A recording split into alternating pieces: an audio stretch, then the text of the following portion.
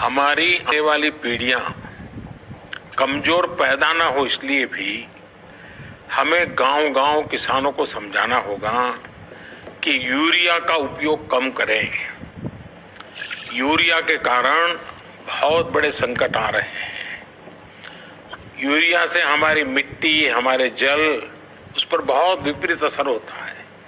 और इसलिए पल्लवी जी, आप जैसे प्रधान गांव वालों को समझाए कि भाई अब गांव में पहले अगर 10 थैली आता था यूरिया तो अब 5 थैली आएगा, पहले 100 थैली आता था तो 50 थैली आएगा। हम आधा कर देंगे। आप देखिए, पैसा भी बचेगा और ये हमारी धरती माता भी बचेगी। तो मैं चाहूंगा कि जब पंजाब के किसानों से बात हो रही है और पल्लवी जैसे प्रधान से बात हो रही है, तो मुझे पक्का विश्वास है कि आप ये काम करोगी। और मेरी तरफ से आपको बहुत बधाई, बहुत शुभकामनाएं। आइए हम महाराष्ट्र चलते हैं। भोले भाले किसान अधिक उत्पादन के लालच में फंसकर रासायनिक खाद व कीटनाशकों का प्रयोग करने लगे। बैलों की जगह ट्रैक्टर से जुताई होने लगी। शुरुआत में कम रासायनिक खादों के प्रयोग से अधिक उत्पादन हुआ। धीरे धीरे रासायनिक खादों के प्रयोग के कारण भूमि की उर्वरा शक्ति क्षीण होने लगी, जिसकी वजह से उत्पादन घटने लगा तथा फसलें कमजोर होने लगी। फसलों के कमजोर होने के कारण उनमें रोग व कीट लगने लगे। रोग व कीटों से फसल की सुरक्षा के लिए और अधिक कीटनाशकों का प्रयोग होने लगा। एक तरफ ज्यादा उत्पादन के लिए अधिक रासायनिक खादों का प्रयोग होने लगा, वहीं दूसरी तरफ फसलों को रोग व कीटों से बचाने के लिए अधिक विषाक्त कीटनाशकों का प्रयोग बढ़ गया, जिसके कारण उत्पादन लागत बढ़ी और किसान को लाभ कम होने लगा, बल्कि छोटे किसान कर्ज में डूबने लगे। धीरे धीरे भूमि की उर्वरा शक्ति क्षीण होने से भूमि बंजर होने लगी। रासायनिक खाद व कीटनाशकों के कारण खाद्यान्न भी विषाक्त हो गए तथा जलवायु भी प्रदूषित हो गई, जिसके कारण मानव, पशु पक्षियों के स्वास्थ्य पर प्रतिकूल प्रभाव पड़ा, जिसका परिणाम आपके सामने है। मानव स्वास्थ्य पर रासायनिक खादों के पड़ने वाले प्रभाव को आप ऐसे समझें।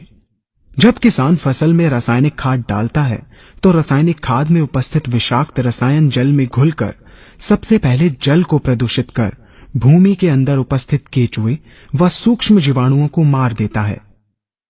ये बात सभी किसान अच्छी तरह से जानते हैं कि केचुए व अन्य सूक्ष्म जीवाणु भूमि की उर्वरा शक्ति को बढ़ाने के लिए अति आवश्यक होते हैं।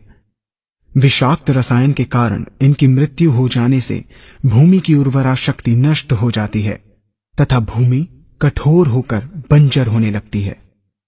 रासायनिक खादों के विषाक्त रसायन पानी के माध्यम से अन्य खनिजों के साथ फसल के अंदर पहुंचकर फसलों को विषाक्त बना देते हैं।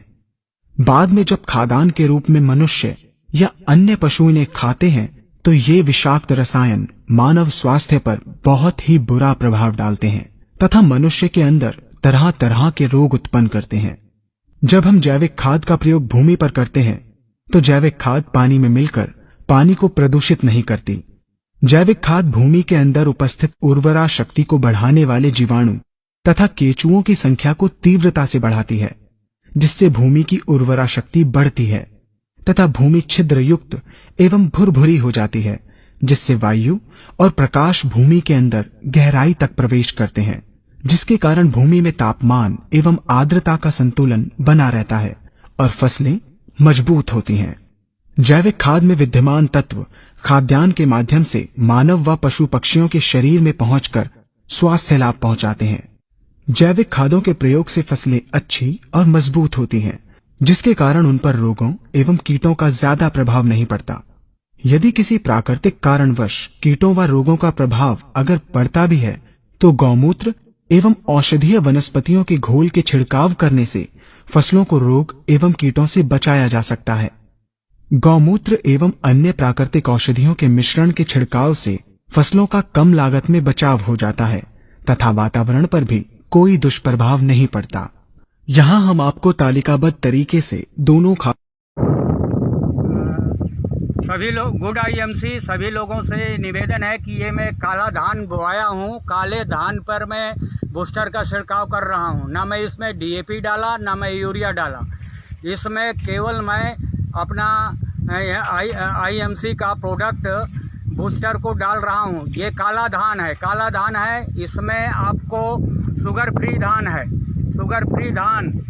और सभी IMC से लोगों से अनुरोध करूँगा कि काला धान की खेती कराएं, जिससे किसानों को शुगर फ्री आदमी को जनरेशन करें। जो जनरेशन आजकल बहुत सा शुगर है, बहुत लोगों को कैंसर हो जाता है। इससे मैं सबको राहत देना चाहता हूं कि हमारे इस बूस्टर को यूज करिए। यूरिया, ये जो हम फसल देख रहे हैं गेहूं की फसल है, ये सामान्यतः DAP और यूरिया से उपचारित है। और ये जो हम पास में जो फसल देख रहे हैं, ये IMC की एग्रो ग्रोथ बूस्टर के द्वारा उपचारित है।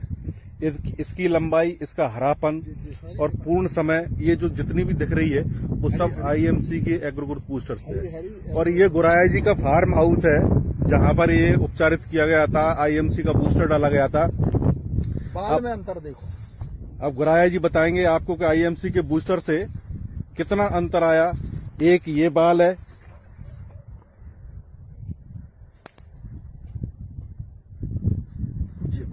ये बाल, और एक ये बिना बूस्टर वाली है, विदाउट बूस्टर के, और इसमें बूस्टर डाला।